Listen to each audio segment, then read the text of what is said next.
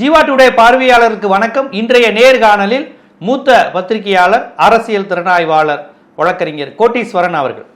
Sir வணக்கம். Sir வணக்கம். நேயர்களுக்கு அன்பு வணக்கம். இந்த தேர்தல் கான்செப்ட்ல நீங்க பார்த்துருப்பீங்க, திமுக கூட்டணி அதிமுக கூட்டணி இந்த விஷயத்தை நீங்க தொடர்ந்து பார்த்துருப்பீங்க. ஒரு பக்கம் திமுக கூட்டணியில டிக்கெட்டெல்லாம் ஃபுல்லாகி எக்ஸ்ட்ரா சீட்டு போடுகிற அளவுக்கு ஹவுஸ்ஃபுல்னு எப்பயோ சொல்லிட்டாரு முதலமைச்சர். அதுக்கப்புறம் இப்போ இன்னும் ஆள் உள்ளே வந்துக்கிட்டே இருக்காங்க சினிமா தேட்டருக்குள்ளே. அங்கே அதிமுக கூட்டணியில் ஏற்கனவே இருக்கிற கூட்டணி என்று சொல்லப்படுகிற கூட்டணிக்குள் இன்னும் உறுதியாகலையோ? இப்போ பாமக 2 ஆயிருச்சு, 2 ஒன்றாகுமா அப்படிங்கிற விஷயம் தெரியல. டாக்டர் கிருஷ்ணசாமி அங்கே தான் இருக்கிறாரு, பிஜேபியோட நெருக்கமாக இருக்கிற மாதிரி இருக்குது. இன்னும் உறுதியாயிருச்சாங்கிற மாதிரியான விஷயங்கள் தெரியல. இப்படியான சூழ்நிலையில் அந்த கூட்டணி போகுது. ஏடிஎம்கே பிஜேபி யார் சீட்டு ஒதுக்க போறா? அமித்ஷாவா எடப்பாடியா? 60 சீட்டு 50 சீட்டு பிஜேபி கேட்பது உண்மையா? எதுக்கு எடுத்தாலும் இவர் டெல்லிக்கு போறாரு, அமித்ஷா போய் எதுக்கு இவர் பார்க்கணுங்கிற அந்த ஒரு கேள்வி. அப்புறம் அவங்க உட்கார்ந்துருந்த மாதிரி ஒரு போட்டோ போட்டாங்க, அதுல ஏதோ ஒரு சைட்ல எடப்பாடி உட்கார்ந்துருந்தாரு. அதை பார்த்துட்டு ஏங்க எடப்பாடி தானுங்க நடுநாயகமா உட்காந்து தீர்மானிக்கணும், அவரும் ஏதோ ஒரு கும்பலா உட்கார்ந்துருக்காரு, அப்ப கூட்டணியை யார் தீர்மானிக்கிறா அப்படிங்கிற விமர்சனங்கள்லாம் வந்துகிட்டு இருக்கு. இதை நீங்க எப்படி பாக்குறீங்க பத்திரிகையாளரா? இந்த அலைன்ஸ் அந்த அலைன்ஸ் வரக்கூடிய விமர்சனங்கள், பார்வைகள் எப்படி பாக்குறீங்க?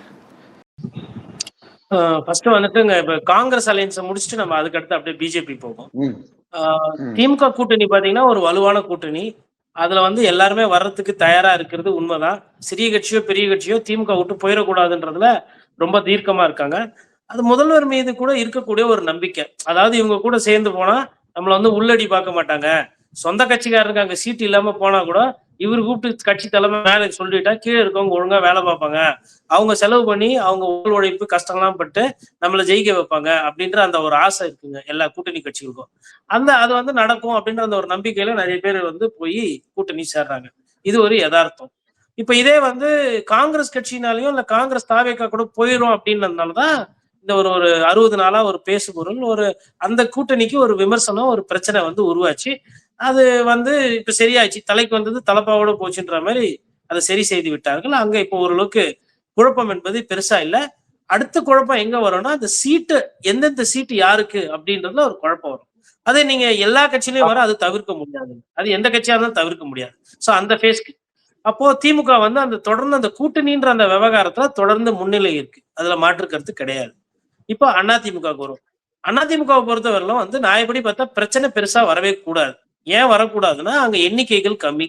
இப்போ இங்க பாத்தீங்கன்னா ஒரு 15-18 கட்சிகள் இருக்கு திமுக கூட்டணி. அதிமுக பொறுத்தவரை பாத்தீங்கன்னா பிரதான கட்சிகள் தான்.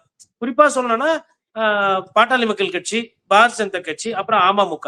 இந்த மூன்றுமே இப்போ சிபிஐ, சிபிஎம், விசிக, மதிமுக, மக்கள் நீதி மையம், பிரேமலதா விஜயகாந்த், டிஎம்டிகே இதை விட பெரிய கட்சிகளுங்க. ஆனா அவங்க அந்த 3 பேர் இருக்காங்க, 4 பேர் தான் அப்படின்னும் போது உட்கார்ந்து பேசி டக்குன்னு முடிக்கலாம். முடிக்க முடியாதெல்லாம் கிடையாது. ஆனா அதுல என்ன ஒரு சிக்கல்னா, பாரதிய ஜனதா கட்சி காங்கிரஸ் கட்சி மாதிரியே அதிகமா சீட்டு கேட்கிற மாதிரி ஒரு தகவல். 50 கொடுங்க, 60 கொடுங்க. அப்ப 50-60 கொடுக்கும் போது அதிமுக இபிஎஸ் என்ன சொன்ன மாதிரி தகவல் அப்படின்னா, சரி கொடுக்குறேன், எல்லா கட்சிகளையும் நீங்களே சீட்டு கொடுத்துருங்க, அந்த 50-60 வாங்கிக்கணும், அதோட முடிஞ்சு போயிடுச்சு. எல்லாரும் என்டிஏ அவங்க சின்னத்துல நிக்கிறாங்களோ, தாமரையில நிக்கிறாங்களோ, இல்ல சுயேட்சா நிக்கிறாங்க, நின்றுட்டோம். நாங்க ரெட்டையில அதிகமான இடத்துல நாங்க நின்னுக்கிறோம் அப்படின்னும் போது பிஜேபிக்கு என்ன இது நம்பர் ஒத்துக்கிறாங்க, எல்லாத்தையும் நம்ம தலையில கட்டுறாங்களே. இப்போ உதாரணத்துக்கு தமிழ் மாநில காங்கிரஸ், நீங்க மோடி கூட நல்லா நெருக்கமா தான் இருக்கீங்க, அதனால நீங்களும் என்டிஏ கூட்டணியிலேயே போயிட்டு அங்கேயே சீட்டு வாங்கிக்கோங்க. அமமுக ஆல்ரெடி என்ன ஒப்பந்தம்னா, நாங்க பாஜக சீட்டு ஒதுக்கிடுவோம், நீங்க உங்களுக்கு என்ன தேவையோ அங்க வாங்கிக்கோங்க. அன்புமணி ராமதாஸ் என்ன பண்ணிட்டு இல்ல நான் இங்க உங்ககிட்ட இருந்தே வாங்கிக்கிறேன் அப்படின்னு சொல்லிட்டு அவரு இந்த சைடு இருக்கிறார். அப்ப இந்த பேச்சுவார்த்தையில இந்த சீட்டு எவ்வளவுன்றது ஒரு ஒரு குழப்பம் அங்க இருக்குது. அது ஒண்ணு. இரண்டாவது பாரதிய ஜனதா கட்சிக்கு அதிமுக மீது இருக்கக்கூடிய காழ்ப்புணர்ச்சி. அதாவது ஒரு திராவிட கட்சி தேசிய கட்சியோட இங்க மேலோங்கி இருக்கு. தமிழ்நாட்டுல நம்ம இன்னும் காலே ஊழ முடியல, ஆனா இந்த கட்சி அதிகமா ஆண்டு இருக்கு, இன்னைக்கு எதிர்கட்சியா இருக்கு, அந்த இடம் நமக்கு வேணும்ன்ற அந்த அந்த ஒரு ஆசை இருக்கு பாத்தீங்களா. அது அவங்களை என்ன பண்ணுதுன்னா, என்டிஏ கூட்டணி, என்டிஏ ஆட்சின்னு அவங்களுக்கு திரும்ப திரும்ப சொல்ல வைக்குது. அப்ப என்னன்னா, இப்பவே அதை நீங்க மைண்ட்ல பிக்ஸ் பண்ணிக்கோங்க, நீங்க கம்மியா வந்துட்டீங்க, இல்ல நீங்க வீக் ஆயிட்டீங்கன்னா நாங்க அந்த இடத்தை எடுத்துக்குவோம் அப்படின்றத அவங்க தொடர்ந்து சித்தாந்த ரீதியா அழுத்துறாங்க. அதை அவங்க பண்றாங்க. பாரதிய ஜனதா கட்சியை பொறுத்தவரைக்கும் எந்த ஒரு இடத்துலயுமே ஒரு முதலமைச்சரா ஒருத்தர் ஸ்ட்ராங்கா இருந்தா அவங்களுக்கு பிடிக்கிறது இல்ல. எடப்பாடி பழனிசாமி மீது அவர்களுக்கு காழ்ப்புணர்ச்சியும் வன்மையும் இருக்குங்க. அது இல்ல அப்படின்னு மறுக்க முடியாது. வேற வழி இல்லாம அதிமுகவோட அவங்க கூட்டணி வச்சிருக்காங்க. ஏன்னா எடப்பாடி பழனிசாமி ஆல்ரெடி ஒரு வாட்டி கழட்டி விட்டு போயிட்டாரு. திருப்பி மறுபடியும் கழட்டி விட்டு போனா நம்ம நிலைமை என்ன ஆகும் அப்படின்றதுனால அவருக்கு ரொம்ப முக்கியத்துவம் கொடுக்கவும் கூடாது. அதே நேரத்துல அவரும் பாஜக சொல்றது எல்லாத்தையும் கேட்கறது கிடையாது. ஏன்னா ஓபிஎஸ் அவர்களை சேர்த்துக்கணும்னு சொல்லி நிர்பந்தம் பண்ணாங்க. அழுத்தம் இருந்துச்சு அப்படின்னு அதிமுக சொல்றாங்க. டிடிவி தினகரன் அவர்களே முன்னாடியே சேர்த்துக்கணும் அப்படின்னு 2021 பேசியிருக்குது பாரதிய ஜனதா கட்சி. ஆனா அன்னைக்கும் இபிஎஸ் தான் ஒத்துக்கல. அப்ப அவங்க என்ன நினைக்கிறாங்கன்னா, இப்படி இருக்கிறாரு இவரு, ஒருவேளை இவரு ஜெயிச்சு கீச்சு வந்துட்டாரு அப்படின்னா நம்மள கண்டுக்க மாட்டாப்ல. அதனால அது இப்பத்துல இருந்தே செக் பண்ணி வைக்கணும். அதனால இவங்க ரொம்ப வலு வந்துடக்கூடாது. நமக்கு உண்டான முக்கியத்துவம் போயிரும் சொல்லிட்டு அந்த பெரிய அண்ணன் மனப்பான்மையில தான் பாரத பிரதமர் மோடி அவர்களும் அமித்ஷா அவர்களும் இருக்காங்க. அது இருக்கிறதுனாலதான் ஆனவொன்னா டெல்லிக்கு வாங்கன்னு அவர் அழைக்கிறாங்க. எதுவா இருந்தாலும் தமிழ்நாட்டிலே பேசலாம். இல்ல ஒருவேளை அமலாக்கத்துறை என்ன பண்ணணும், தேர்தல்ல எப்படி அதை கடந்து நம்ம பிரச்சாரம் பண்ண போறோம், ஒரு நாள் ரகசியங்கள் எதனா பேச போயிருந்தாங்கன்னா ஓகே, அது புரியுது. ஆனா ரகசியங்கள் எதுவும் பேசின மாதிரியும் இங்க அப்படியே தமிழ்நாட்டுல வந்து பாரதிய ஜனதா கட்சி ஒரு பெரிய எதிர்நிலை எடுத்த மாதிரி நான் பார்க்கலங்க. உண்மையே சொல்ல போனேன்னா ஒரு நல்ல நட்புக்கு ஒரு ஒரு ஒரு வியாபார ரீதியான ஒரு ஃப்ரெண்ட்லியா அப்படி பாத்தீங்கன்னா பிஜேபியும் டிஎம்கேவும் ஒரு ஒரு நல்லா தான் போயிட்டு இருக்கிறாங்க. இப்ப அரவிந்த் கெஜ்ரிவால் கொடுத்த மாதிரி ஒரு அழுத்தம் வந்து அமலாக்கத்துறை மூலம் இங்க இருக்கக்கூடிய அமைச்சர்கள் கொடுக்கல. கடிதம் எழுதுறாங்க, இந்த ஒப்பந்தம் பண்ணணும், இந்த 8 வழி சாலை பண்ணணும், இது ஆரம்பிக்கலாம், இந்த டெண்டர் இப்படின்ற விஷயங்கள் வந்து நல்ல கம்யூனிகேஷன் வருது. ஆனா அதிமுகவோட கூட்டணி, ஏன்னா திமுகவோட கொள்கை பாரதிய ஜனதா கட்சி ஏத்துக்க முடியாது. அதனால கூட்டணிக்கு அதிமுக, நட்பு பாராட்டுறதுக்கு தமிழ்நாட்டுக்கு வந்து போறதுக்கு திமுக, சிவப்பு கம்பளம் போடுறதுக்கு, இப்படி ஒரு நிலைப்பாடு தான் பிஜேபி எடுக்குது. மற்றபடி பிஜேபி பண்ணக்கூடிய அரசியல் வந்து இதே கோயில் விஷயம், திருப்பரங்குன்றம் போன்ற விஷயம்னா அதுல வந்து ஒரு ரொம்ப ஸ்ட்ராங்கா ஒரு நிலைப்பாடு எடுக்கிறாங்க. திமுக எதிர்ப்பு, ஊழல் மீது நடவடிக்கை இல்ல, அதுல வந்து ஒரு ஒரு தீர்க்கமான கோர்ட் மூலமா நடவடிக்கை அப்படின்னு பார்த்தா அதுல முக்கியத்துவம் கொடுக்குற. மதவாதம் வரும்போது வேகமா ஒரு கட்சியா செயல்படுது. செந்தில் பாலாஜி விவகாரத்துல 2 வருஷமா இடி போட்டு பாடாப்படுத்திட்டு தானே இருக்கு. செந்தில் பாலாஜி விவகாரம் இப்ப நேரு மீது வழக்கு, இப்ப நேருகிட்ட கூட இடி வந்திருக்கேன், நேருகிட்ட கூட. இல்ல கரெக்டான நேரத்துல நீங்க அதை ஞாபகப்படுத்துனீங்க. நான் என்ன சொல்றேன்னா, பாடாப்படுத்துறது வேணாம், தீர்ப்பு தான் வேணும். அவரு நல்லவரா கெட்டவரா கோர்ட் சொல்லட்டும். அவர் மேல வந்து வீண் பழியா இல்ல அவர் நிரபராதியா, அதுதான் தீர்வா இருக்க முடியும். நீங்க சும்மா நோட்டீஸ் கொடுக்கறது, நான் எஃப்ஐஆர் போட்டுருவேன், ரைடு விட்டுருவேன் அப்படின்றது வந்து அது மிரட்டல் அரசியல். அது வந்து நியாயமான ஒரு ஒரு அது வந்து ஜனநாயகமோ இல்ல அது நீதித்துறையோட வேலை என்பது அப்படி இருக்கக்கூடிய. சட்டத்துக்கு முன்னாடி ஒருத்தரை நிறுத்தி அது நியாயமா தப்பா அப்படின்றது நீதி விசாரணைக்கு முன்னாடி அது சீக்கிரமா வரணுங்க. இப்போ அரவிந்த் கெஜ்ரிவால் சொல்றாரு, கோர்ட் என்னை விடுவிச்சு, என்ன 3 மாசம் 4 மாசம் வந்து பிரச்சாரமே பண்ண விடல, என்ன ஜெயில வைக்க வச்சுதானே என் கட்சியை தோக்கடிச்சிங்க, இப்ப தைரியம் இருந்தா இப்ப நில்லுங்க, 10 சீட்டுக்கு மேல நீங்க வாங்கினா நான் அரசியல் விட்டே போறேன்ற. எவ்வளவு ஒரு தைரியமான வார்த்தைங்க, எவ்வளவு பெரிய அரசியலான ஒரு எந்த அளவுக்கு ஒரு ஒரு தைரியம் நம்பிக்கை இருந்தா அவர் அந்த மாதிரி பேசுவார். அப்போ அங்கதான் நமக்கு அந்த பாரதிய ஜனதா கட்சியின் மீதோ இல்ல அமலாக்கத்துறை மீதோ ஒரு சந்தேகம் வருது. அமலாக்கத்துறை வந்து நோட்டீஸ் விடுறதுனால அது எல்லாமே அரசியல் பழி வாங்குதல்ன்றும் நான் போகல. ஐயா நேரு மீதோ இல்ல செந்தில் பாலாஜி மீது சந்தேகம் வருதுன்னா அது யதார்த்தம் தான், சந்தேகப்பட வேண்டியவர்கள் தான், அதுல டவுட் எல்லாம் கிடையாது. சரி, அவங்க மீது சந்தேகம் வருது, உங்க மீது கரெக்டா இருக்கா அப்படின்னா எனக்கு இவங்க மீதும் சந்தேகமா இருக்கு. இவங்களும் வந்து இதை வச்சு எல்லாம் டிராமா பண்ணிட்டு இருக்கிறாங்களோன்ற ஒரு சந்தேகம் எனக்கு பாரதிய ஜனதா கட்சி மீது. ஏன்னா இங்க என்ன பிரச்சனைனா, இதெல்லாம் ஊழல் கட்சி, ஆனா பாரதிய ஜனதா கட்சி ஊழலற்ற கட்சி அப்படின்ற மாதிரி ஒரு பிம்பத்தை கட்டமைக்கிறாங்க. எனக்கு அதுல சந்தேகம் வரும். அந்த கட்சியில இருக்கிற ஒரு சில பேரே ரியல் எஸ்டேட் நல்லா பண்றாங்க, வியாபாரம் சேர்ந்துதான் பழகுறாங்கன்ற மாதிரி எல்லாம் குற்றச்சாட்டு வருது. அதை பத்தி பேசுவதற்கோ அதை பத்தி சொல்வதற்கோ இல்லையா. நயினார் நாகேந்திரன் அவர்கள் பணம் வந்து 4 கோடி ரூபாய் வண்டியில, இப்போ நீங்க யோசிச்சு பாருங்க, 4 கோடி ரூபாய் இருந்தா ஜீவா எப்படி இருப்பாரு, இல்ல கோட்டீஸ்வரன் நான் உண்மையிலே என் பேருக்கு ஏத்த மாதிரி மாறிடுவேன், உட்காந்துட்டு பொழுதுக்கு கஷ்டப்பட வேண்டியது இருக்குது. இல்ல இப்ப நம்ம நேயர்களே யாரோ ஒருத்தர் ஒரு 4 கோடி கிடைக்குதுன்னு வச்சுக்கோங்களேன், எப்படி ஒரு சந்தோஷம் இருக்கும். பணம் வந்து எல்லாத்தையும் கொடுக்காதுங்க, கண்டிப்பா வறுமையை போக்கும், வாழ்க்கையில ஒரு நிம்மதியை கொடுக்கும், ஒரு தைரியத்தை கொடுக்கும். குறைந்தபட்சம் அந்த 4 கோடி பணம் தமிழகத்துல தானே மாட்டுச்சு. என்ன நடவடிக்கை எடுத்தீங்க? அப்ப திமுகவும் முன்னாள் அமைச்சர்கள் மீதும் பாஜக கட்சி நிர்வாகிகள் மீது நடவடிக்கை எடுக்கல. அப்ப நீங்க இங்க விட்டு கொடுத்தீங்க, அதுக்கு அவங்க விட்டு கொடுக்குறாங்க, நான் புரிஞ்சுக்கிட்டுமா? அதுதான் இங்க பிரச்சனை.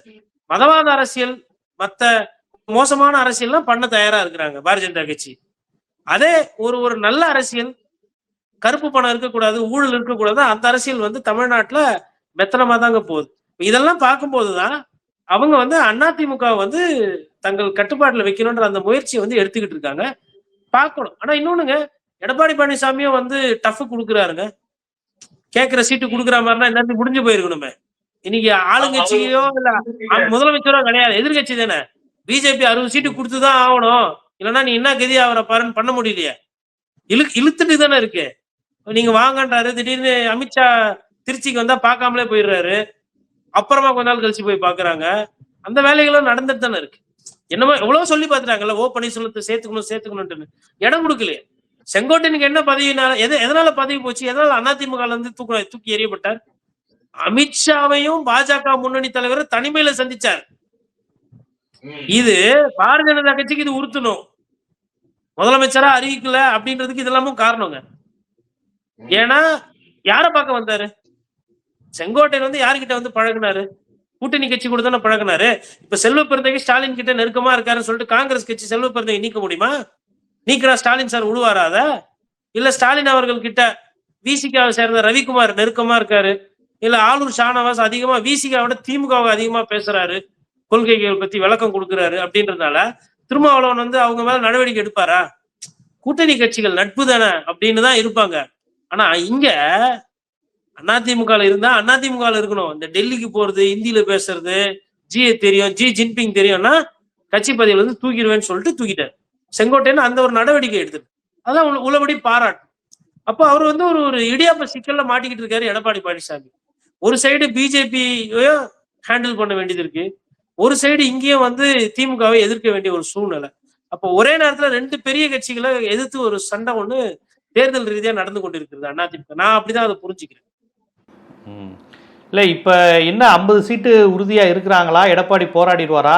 ஏன்னா அதிமுக செல்வாக்கா இருக்கக்கூடிய மேற்கு தெற்குல அதிகம் கேட்குறாங்களா. இப்போ திருப்பரங்குன்றம், ராமேஸ்வரம், ஸ்ரீரங்கம் இதெல்லாம் அதிமுக பல முறை வெற்றியை தன் பக்கம் வைத்திருந்த தொகுதி, அதிமுகவுடைய கோட்டைன்னு சொல்லக்கூடிய பகுதிகள். இந்த தொகுதி தான் எங்களுக்கு வேணும்னு பாஜக வம்புழுக்கிறதாகவும் சொல்றாங்க. அதாவது அதிக சீட்டு கேட்கறது ஒரு புறம், குறிப்பிட்ட தொகுதிகள் வேணும்னு கேட்பது ஒரு புறம். இதுதான் எடப்பாடிக்கு ரொம்ப பேரிடியா இருக்குங்கிற மாதிரி தகவல் வருது. அது ரொம்ப துல்லியமான இடம் இப்ப நீங்க பேசியிருக்கிறது.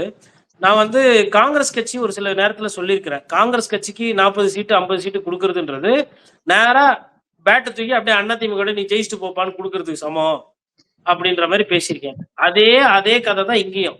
ஒருவேளை பாரதிய ஜனதா கட்சிக்கு 50 சீட்டு கொடுத்து 50 தொகுதியில தாமரை நிக்க போகுது அப்படின்னா ஸ்டாலின் சார் கண்ணாடி முன்னாடி நின்று ஆனந்த கண்ணீர்ல அழுவாரு. இது தெரியாமலாம் நான் பிரேமலதா விஜயகாந்த் மக்கள் நீதி மையம் பெரிய கூட்டணி பாரதிய ஜனதா கட்சியே வருது, 50 சீட்டு பாரதிய ஜனதா கட்சி நிக்குது, பிஜேபி வர்சஸ் உதயசூரியன், பிஜேபி வர்சஸ் திமுக அப்படின்னு வருதுன்னா உள்ளபடியே நன்றி சொல்லணும். அதாவது இது தெரியாம நான் வந்து ஓபிஎஸ் சேர்த்துக்கிட்டேன், வைத்தியலிங்கத்தை சேர்த்துக்கிட்டேன், சொந்த கட்சிக்காரர்களே கஷ்டப்படுற அளவுக்கு அவங்களுக்கு சீட் இல்லாம காங்கிரஸுக்கு 28 சீட்டு 10 சீட்ல முடக்கிக்கலாம், உனக்கு எதுக்கு 28 சீட் இல்ல. ஒருவேளை எடப்பாடி பழனிசாமி கொஞ்சம் முன்னாடியே ஒரு விஷயம், ஒரு பேச்சுக்கு சொல்றேன், 60 சீட்டு பிஜேபி கேட்டு வாங்கிட்டு இருந்தாங்கன்னா ஸ்டாலின் சார் என்ன திமுக தலைவர் என்ன பண்ணிருப்பாருன்னா, காங்கிரஸ் வேணாமா, கூட்டணியே வேணாம், 60 சீட்டு நிக்கிறாங்க பாஜக, அந்த 60 சீட்ல நான் வந்து உதயசூரியனை போட்டு பாத்துக்கிறேன், நீங்க கூட்டணியே வேணாம், போயிட்டு விஜய் கூடவே சேர்ந்துருங்கன்னு அமுச்சு வச்சிருப்பாரு வழி காங்கிரஸ். அதனால வந்து பிஜேபிக்கு, அதாவது எந்த கட்சிக்குமே அவங்களோட வாக்கு விகிதாச்சாரம் என்னவோ அதுக்குதான் கொடுக்கணும். கலை யதார்த்தம் என்னன்னா இன்னைக்கு வந்து காங்கிரஸை விட பிஜேபி கொஞ்சம் வளர்ந்துருக்கு. எப்படின்னா அவங்க நடவடிக்கை பண்றாங்க. உதாரணத்துக்கு ஈரோட்ல எல்லாம் அண்ணாமலைக்கு பெரிய பெரிய போஸ்டர் ஒட்டியிருக்காங்க கீழே. எனக்கு ஒண்ணுமே புரியல, என்னடா இது திடீர்னு வேற எதனா ஊருக்கு வந்துட்டப்பான்னு பார்த்தா அப்புறம் அண்ணாமலை தாமரை பெருசா இருக்கு, ஏதோ வெளி மாநிலம் போன மாதிரி. அப்ப அந்த இடத்துல எல்லாம் கொஞ்சம் வளர்ந்துருக்கு கட்சி. காங்கிரஸை விட அவங்க வந்து ஆக்டிவா இருக்காங்க. ரேஷன் கடைக்கு வெளியில எல்லாம் வந்து நாங்களும் அரிசி கொடுக்குறோம் அப்படி இப்படின்னு மோடி அவர்களோட படம் போட்டு போட்டோ எல்லாம் வெளியில வச்சிருக்காங்க. அதெல்லாம் பார்க்கும்போது வந்து அவங்க வளர்ந்துருக்காங்க. அதுக்கிட்ட 50 சீட்டு 60 சீட்டு எல்லாம் வாங்குறதுன்னா அதுதான் உண்மையான அதிமுக அழிக்கிற முயற்சி. இப்படி டெல்லிக்கு கூப்பிட்டு பாக்குறது, யாருன்னா ஏக்நாத் ஷிண்டே இருக்கீங்களா, யாருன்னா வந்து தியாகம் செய்ய தயாரா இருக்கீங்களா அப்படின்லாம் பார்த்து உறவாடி கெடுக்கிறத விட, நீங்க தெரிஞ்ச மாதிரி ஒரு 60-70 சீட்டு வாங்கிட்டாங்கன்னு வச்சுக்கோங்க பிஜேபி, அதிமுகவை அழிக்கிறதுக்கு 4 நாள் வேணாம், இந்த தேர்தலோட அப்படியே முடிச்சு விட்டுடலாம். அதனால அவங்க அதிக சீட்டு வாங்கினாங்கன்னா அதனால பலன் பெற போறது வந்து திமுக தான். காங்கிரஸ்க்கு ஓரளவுக்கு முதலமைச்சர் வந்து 28ல நொறுக்கிட்டாரு, இது பண்ணிட்டாரு. என்ன கேட்டா அதுவே ஜாஸ்தி தான் நான் சொல்லுவேன். அவங்களுக்கு களத்துல எல்லாம் ஆள் கிடையாது. ஏதோ அவங்க நல்ல நேரம் அழுது இழுது ட்வீட் போட்டு சோசியல் மீடியா பண்ணி பிரவீன் சக்கரவர்த்தியை வர வச்சு இல்லாத தாவியக்காக்கு 40 விழுக்காடு 20 விழுக்காடுங்கிறது இவங்களை கூட சொல்லி அப்படி இப்படி பண்ணி 28 வாங்கிட்டாங்க. இப்ப பிஜேபி என்னென்ன பண்ண போகுது, அவங்களோட சித்து விளையாட்டு என்னென்ன, இன்னொரு திராவிட கட்சிகள் அவங்க எவ்வளவு கஷ்டம் கொடுக்க போறாங்கன்றத நம்ம பார்க்கணும். மற்றபடி நம்ம பேசுற மாதிரி 60 சீட்டு எல்லாம் பிஜேபிக்கு கொடுத்தா அது வந்து அப்பவே ஸ்ட்ரைட்டாவே 60 தொகுதி போயிருச்சுன்னு அர்த்தம். 60 தொகுதி போறது என்னன்னா ஒரு மண்டலமே நீங்க தோக்குறீங்க. மொத்தம் 5 மண்டலம் நமக்கு. சென்னை மண்டலம், வடமண்டலம், அப்புறமா தென் தமிழ்நாடு, அப்புறம் கொங்கு, அதுக்கப்புறம் பாத்தீங்கன்னா உங்களுக்கு டெல்டா. இப்ப டெல்டா வந்து பிஜேபிக்கு ஒரு மாதிரி டஃபா இருக்கும் அந்த இடம். ஏன்னா திமுக கொஞ்சம் நல்லா இருக்கும், சென்னையுமே திமுக நல்லா இருக்கும். இப்ப நீங்க 60 சீட்டு கேக்குறாங்கன்னா அவங்க அதிகமா வந்து கொங்கு இடத்துலதான் கேட்பாங்க. அவங்க ஸ்ட்ராங்கா இருக்கிற தென் மாவட்டமும், ஆமா, நாகர்கோவில், கன்னியாகுமரி, திருநெல்வேலி, கோயம்புத்தூர், சேலம், ஈரோடு இப்படிதான் கேட்பாங்க. இந்த இடம்லாம் வந்து அதிமுக ஒன்னும் ஸ்ட்ராங்கா இருக்கு, இல்ல ஜெயிக்கிறதுக்கு சாத்தியக்கூறுகளை உறுதி பண்றதுக்கு உழைச்சிட்டு இருக்குது. அந்த இடத்துல போய் நீங்க அதிக சீட்டு வாங்குறீங்கன்னா அப்போ அதிமுக ஸ்கோப்பே குறைஞ்சு போயிடும். ஏன்னா இப்ப திமுக கிட்ட வந்து பிஜேபி வந்து சென்னையில 10 சீட்டு கொடுங்கன்னு கேட்க மாட்டாங்க. அப்ப அந்த இடத்துலதான் கேட்கறாங்க. அதுவும் அதிகமா சீட்டு கேட்கறாங்கன்னா அட்வான்டேஜ் திமுகக்கு. அந்த எண்ணிக்கை எனக்கு ஒருத்தர் என்ன சொன்னாருன்னா, ஒரு பாஜக இருக்க ஒரு நபர்கிட்டயுமே ஒரு நண்பர்கிட்ட பேசினேன். என்ன சொன்னாரு, அப்புறம் அதிமுக கேட்டேன் நான். ஏன்னா இந்த சீட் ஷேரிங் எப்படி போகுதுன்னு போது 30ல இருந்து 35க்குள்ள அவங்கள நிறுத்தணும் அப்படின்னு முயற்சி பண்றாங்க அப்படின்றாங்க. நான் அப்ப கேட்டேன், சரி காங்கிரஸ்க்கு ஈக்குவலா கொடுக்குறதானே இது, போன வாரம் காங்கிரஸ்க்கு விட கம்மியா தானே கொடுத்தீங்க, இந்த வாட்டி எதுக்கு கூட கொடுப்பாங்க அவங்க அப்படின்னதுக்கு அவங்க என்ன சொன்னாங்க, இல்லைங்க ஒரு சிலர் வந்து அந்த கட்சியில இருக்கிறாங்க. இப்ப ஏசி சண்முகம், பாரிவேந்தர், இல்ல தமிழ் மாநில காங்கிரஸ், அதெல்லாம் வந்து அவங்க கிட்ட இருந்து சீட்டு வாங்கி நிக்கிறதா இல்ல ரெட்டல் நிக்கிறதா அப்படின்னு ஒரு சந்தேகம் இருக்கு. அப்படி அவங்க எல்லாம் போற மாதிரினா கொஞ்சம் சீட்டு கூட கொடுப்பாங்க. இல்ல அவங்க நாங்க ரெட்டலையிலே நிக்கிறோம் அப்படின்னா அப்ப அந்த சீட்டை குறைச்சிக்கிட்டு இவங்கயே நிக்க சொல்லுவாங்க. இந்த பிரச்சனை தான் இருக்கு. பட் 30ல இருந்து 35க்குள்ள அவங்களை சுருக்கணும் அப்படின்றதுல எடப்பாடி பழனிசாமி தெளிவா இருக்கிறாருன்ற மாதிரி சொல்றாங்க. அதனாலதான் அது இழுபறி ஆகுது. அவங்க கேட்கறது அதிகமா இருக்கு. இதுல காங்கிரஸ் பண்ண அந்த குளறுபடிகள்ல நயினார் நாகேந்திரனுக்கும் ஒரு ஆசை வந்துருச்சு. கண்ணா 2 லட்டு தின்ன ஆசையா அப்படின்ற மாதிரி துணை முதல்வர், ஒரு 3-4 அமைச்சர் கொடுத்தா நல்லா தானே இருக்கும், வரலாம் இல்லையா, நம்மள நம்பி கேட்பாங்க இல்லையா. விஜய் சார் டைலாக் அதே மாதிரி கேட்ட மாதிரியே, நம்மள நம்பி 4 பேர் ஓட்டு போடுவாங்க இல்லையா, நம்மள நம்பி 4 பேர் தேர்தல் கூட்டணி வருவாங்க இல்லையா, ஓட்டு போடுவாங்க இல்லையா, அதனால நம்ம செய்யணும் இல்லையான்ற மாதிரி அவரும் இப்ப ஆசை யாரை விட்டுதுன்ற மாதிரி அவங்களும் இப்ப புதுசா வந்து அவங்க செயலர்கள்ல உற்சாகப்படுத்தணும் இல்லையா. அங்க போய் நீங்க எவ்வளவுதான் பாரத் மாதாக்கு ஜெய் சொல்றதை விட அந்த இடத்துல போயிட்டு அமைச்சர் ஆகணும் அப்படின்னா அவங்க இன்னும் சந்தோஷப்படுவாங்க.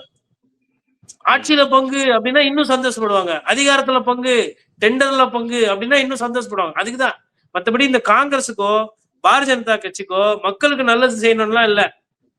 ஆட்சியில பங்கு, அதிகாரத்துல பங்குன்றதை கேட்கறத விட்டுட்டு டெண்டர்ல பங்கு, ஊழல்ல பங்கு அப்படின்னு வெளிப்படையா கேளுங்க. மக்களுக்கு எல்லாருக்கும் தெரியும் நீங்க எதுக்கு கேக்குறீங்கன்னு. அதனால இப்படி கேட்டுட்டா யதார்த்தமா இருக்கும். அது என்ன ஒரு சிறப்புனா, திமுக காரரும் அதிமுக காரரும் மாரியம்மன் கோயில் திருவிழா அதை 10-5 ஒரு இது பண்ணுவாரு, நிகழ்ச்சி எடுத்து செய்வாங்க. இவங்க அது கூட செய்ய மாட்டாங்க, செஞ்சதே கிடையாது தேசிய கட்சிகள். அவங்களுக்கு தெரிஞ்சதெல்லாம் ஒரு ஒரு ஒரு சிறுபான்மையினருக்குள்ள ஒரு மனக்கசப்பு இல்ல எதையோ ஒரு அரசியல், அதுதான் தெரியுமே தவிர்த்து மற்ற தெரியாது. அதனால பார்க்கணும் எவ்வளவு சீட்டு கொடுக்குறாங்கன்னு ரொம்ப முக்கியம். கண்டிப்பாக ரொம்ப முக்கியமான புள்ளிய இது விவாதிச்சிருக்கோம். அதாவது பாஜக அதிமுக கூட்டணி கட்சிக்காரங்க கேட்டாலுமே நம்ம விவாதத்தை கவனிப்பாங்க. நம்ம என்ன நீங்கள் முழுக்க விமர்சனம் வச்சாலும் ஒரு உண்மையான திறனாய்வு மனநிலையும் வெளிப்படுத்திருக்கீங்க. எங்கே ஏடிஎம்கே பெல்ட்டு, அங்கே பார்த்து பிஜேபி அடிமடியில் கை வைக்கிற தொகுதியாக கேட்குது, அந்த விஷயங்கள், திமுக சைடு ஏன் வர்றாங்க, யாருக்கு வெற்றி வாய்ப்பு இருக்குது, ஏடிஎம்கே அலைன்ஸ் எந்த அளவுக்கு திமுகவில் தாக்கத்தை ஏற்படுத்தும் போன்ற பல்வேறு நிலையில் பல்வேறு கோணங்களில் இந்த விஷயங்களை சொல்லியிருக்கோம். கண்டிப்பாக அதிமுக பாஜக கூட்டணியினர் பார்த்தா கூட இதை பார்த்துட்டு கூட எப்பா பாருப்பா இதை பார்த்து கூட கொஞ்சம் குறைச்சி வாங்குங்கப்பா, 50லாம் வாங்கினா மானம் போயிடும், சீட்டு வாங்குறதுக்கு முன்னாடியே ஊடகங்கள் இப்படிலாம் சொல்கிறாங்க, அதை கேட்டாது நம்ம ஏதாவது பண்ணிக்கணுங்கிற அளவுக்கு அவங்க கொண்டு போகிறதுக்கான அளவுக்கு நேர்காணலில் செய்திகள் இருக்குது. உங்கள் நேரம் ஒதுக்கி திமுக அதிமுக இந்த கூட்டணி இதனுடைய தாக்கம் இது எப்படி போகும், இதை எப்படி புரிஞ்சுக்கணுங்கிறத உங்களுடைய இதுவரை நீங்கள் கண்ட தேர்தல் பகுப்பாய்வு மனநிலையிலிருந்து ரொம்ப விரிவாக எடுத்து வச்சிங்க. மிக்க நன்றி. நன்றி.